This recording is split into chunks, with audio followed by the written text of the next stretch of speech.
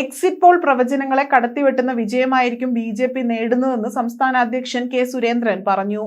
കേരളത്തിൽ 3 സീറ്റുകൾ വരെ BJPക്ക് സാധ്യതയുണ്ടെന്ന എക്സിറ്റ് പോൾ ഫലങ്ങൾക്ക് പിന്നാലെയാണ് ഒരു സ്വകാര്യ മാധ്യമത്തോട് കെ സുരേന്ദ്രൻ ഇങ്ങനെ പ്രതികരിച്ചത്. സംസ്ഥാനത്ത് 5-6 സീറ്റിൽ BJP വിജയിക്കും. LDFനെതിരായ ഭരണവിരുദ്ധ വികാരത്തിന്റെ ഗുണം BJPക്ക് ലഭിക്കുമെന്നും കൂടുതൽ സീറ്റുകൾ NDAക്ക് ലഭിക്കുന്നതിനാൽ സംശയമില്ല എന്നും ഞങ്ങൾക്ക് നല്ല പ്രതീക്ഷയുണ്ട് എന്നും അദ്ദേഹം പറഞ്ഞു. ലോക്സഭാ തെരഞ്ഞെടുപ്പ് ഫലം കേരള രാഷ്ട്രീയത്തിൽ വലിയ പരിവർത്തനത്തിന് കാരണമാകുമെന്നും അദ്ദേഹം പറഞ്ഞു. LDFനെതിരായി ഉയർന്നു വരുന്ന ഭരണവിരുദ്ധ വികാരം പൂർണ്ണമായും പ്രകടിപ്പിച്ചിട്ടുള്ളത് BJP മാത്രമാണ്.